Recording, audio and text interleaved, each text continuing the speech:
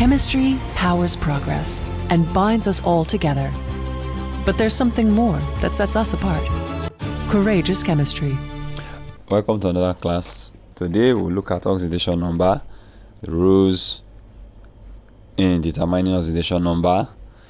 We'll look at calculating change of oxidation number, and then we'll also look at redox reactions and how to balance half-cell reactions. Okay, what is oxidation number? The most familiar word for oxidation number to you is what you used to call valency. Remember, I would say valency is the combining power of an element. It's also the same thing as the oxidation number of an element or a compound. Now, the oxidation number changes when elements undergo chemical reaction, okay? And this is what we know as a change of oxidation number, okay? When substances undergo reaction, for example, metals, they will donate their electrons, and become plus oxidation number. Non-metal will accept the electron and become a minus oxidation number. Remember, in our last class, we said oxidation leads to increase in oxidation number, is it not? While reduction leads to decrease in oxidation number. So that is what we're actually talking about. This change in number is due to the presence of the electric charge, is it not? Yes. Like I said, generally in your periodic table, metals at the left will possess positive oxidation number as they undergo this reaction, okay? Why is that? Because remember, in your first year, they told you metals have a valency of +1. For example, group 1 +1, is it not? Group 2 +2, group 3 +3. That is the oxidation number or oxidation state. Non-metals, on the other hand, have negative oxidation number. Why? Because they acquire what? Electron, that is, undergo reduction. For the noble gases, they have a zero oxidation state or oxidation number. Why? Because they are inert, is it not? And that makes them neutral. Let's look at rules for oxidation number. The rules for oxidation number are important because it allows you to know the oxidation number for ion, compounds, and radicals as well. Okay, now we are going to begin with the first rule. The first rule says that the neutral compound or the oxidation number for any neutral compound always add up to 0. Why? Because neutral compound do not have any charge, is it not? Yes. Now let's look at the following examples. Which of them belong to neutral compound? Oxygen is a neutral compound, carbon dioxide is a neutral compound, and calcium chloride there is a neutral compound, is it not? Yes. Why the others are not neutral? Because they possess electric charge. So basically we are saying that the oxygen usually have oxidation state of -2, while the carbon here have oxidation state of +4. By the time you sum up them together, it will give you 0. Why is that? Okay, let's take a pause and find the oxidation number of carbon in this compound so that you understand that it is actually 0. We know that the oxidation state of oxygen is -2, is it not? For carbon we don't know, so we'll call it what? X. Now we add up all the oxidation states. That of oxygen plus that of carbon will give us what? 0. Why? Because it is a neutral molecule, is it not? Yes. So now solve for x. X will be equal to x minus 4 will be equal to 0, and x will be equal to what? +4. You see it now? So if you put the +4 in carbon and the -2 in oxygen times the 2 atoms of oxygen, so -4 +4 give us what? 0. Tell you that the oxidation state for neutral molecule is what? 0. In a radical, the sum of the oxidation number must add up to give us the charge of the radical. Okay, here's a very typical example. So let's look for the individual oxidation number for sulfur and oxygen and add them together and see what it gives us. First of all, we know that oxidation number for oxygen is -2. So sulfur is x plus -2 times 4. Is it not? Because of the 4 atoms there, equals to -2. That is the rules I'm telling you now. So x minus 8 equals to -2, and x equals to what? +6. Now +6 of sulfur minus 8 of oxygen give us -2 of the net charge. It is important here to note that the oxidation number is not the same as the ionic charge. Okay, you should note that. Let's use nitrogen for example. Nitrogen has an ionic charge of -3. but it can exhibit different oxidation state. For example, in N2O it is +4, and in NO it is +2. So just have it in mind that oxidation number and ionic charge are not the same. Okay, rule 3 is very simple. The oxidation number of free elements are what? 0, because they are neutral atoms. Yes, they have equal number of positive and negative charge. So let's look at which of them are neutral here. Except for calcium and fluorine, the others have 0 oxidation state because they are neutral. Is it not? Yes, they are neutral. So they have oxidation of what? 0. Rule 4. The oxidation number for fluorine is always going to be -1. Okay, take note of that. Look at this compound, for example. In the first one there, fluorine will be -1, but the second one, fluorine will be 0. Why? Because it's a neutral atom, it's a free element, is it not? Why? The other one, fluorine, will also be -1. Did you notice that oxygen there, that usually is -2, is now +2? Yes, we are going to look at that rules as well. Okay, take note of that. But fluorine is always going to be -1, except when it is in a free element which exists as 0, is it not? Yes. Next rule, the oxidation number for all group 1 element is +1. Take note of that. Why that of group 2 is +2, and that of group 13 or group 3A is +3, like for example aluminium, right? So let's look at the oxidation number for each of the following.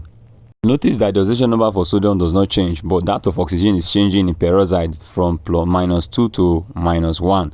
So that's another exception again. We are going to talk about it, okay? And similarly, carbon is changing to -1 there. But the group 1 and the group 2 element there remain the same. Is it not? The oxidation state remain the same. The next rule is the oxidation state of hydrogen with non-metals is +1, while with metals is -1. Notice the periodic table that hydrogen is placed in group 1. Okay, so it behaves mostly like metal with non-metal, but when it comes in contact with metal, it accepts electron.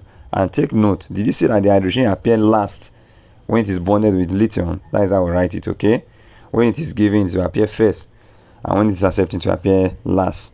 Now the next rule is oxygen has an oxidation state of -2, except in oxygen difluoride, where it exhibits an oxidation state of +2, and hydrogen peroxide, where it exhibits oxidation state of -1. Take note of that.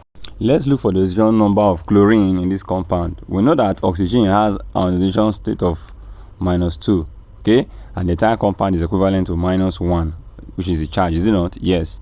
So we are going to write chlorine is X, is it not? Yes. So X plus -2, which is -2, times 3 atom equals to -1, is it not?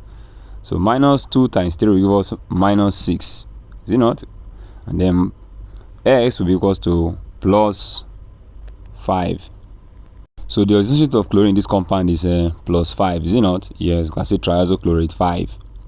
Let's take one more example. Say we should calculate the oxidation number of chromium in this compound, potassium heptazodichromate 6. Okay, you first of all, as usual, you know it's a compound that has no charge, so the total oxidation number of the compound is 0. Then you pick the individual oxidation number. For potassium, you know it's +1. Then chromium is one we are looking for, so we'll make it X, but there are 2 atoms of chromium there, so it will be 2X, is it not? Yes. And oxygen is what? -2, and there are 7 atoms times 7, that will give us -14, is it not? Yes. We can now equate that 2 plus 2x, is it not, -14 equal to 0, and then we equate that x is equals to 12 all over 2, and x give us what? +6. So the oxidation state or number of chromium in the compound is what? +6. Now try this one as your assignment. Okay, do it in your notes. Calculate the oxidation number of manganese in that compound. Balancing redox reaction. There are certain rules you follow when balancing redox reaction. You first of all need to identify the oxidation reaction, and then identify the reduction reaction. Then you need to separate them. Okay, you divide them, you separate the oxidation reaction, and then you separate the reduction reaction as well. And then follow, if you balance the charge Okay, you balance the number of atoms by adding coefficient. Balance the number of atoms by adding coefficient, and then you balance the charge also by adding electrons. Okay, you add electrons to balance the charge. After that, if it is a basic solution, you balance with hydrogen and hydroxide. If it is an acid solution, you balance with water and hydrogen. Okay, take note of that. If it is the reaction is done in an acid, you use hydrogen and water. If it's done in a basic solution, you use hydroxide and hydrogen ion. All right, let's begin with the easier one. Okay, let's begin with the easier one. Let's say we want to balance the equation between, let's now take an example here. We have to balance the reaction between ion 2 ion and iodine gas to give you ion 3 ion and iodide ion.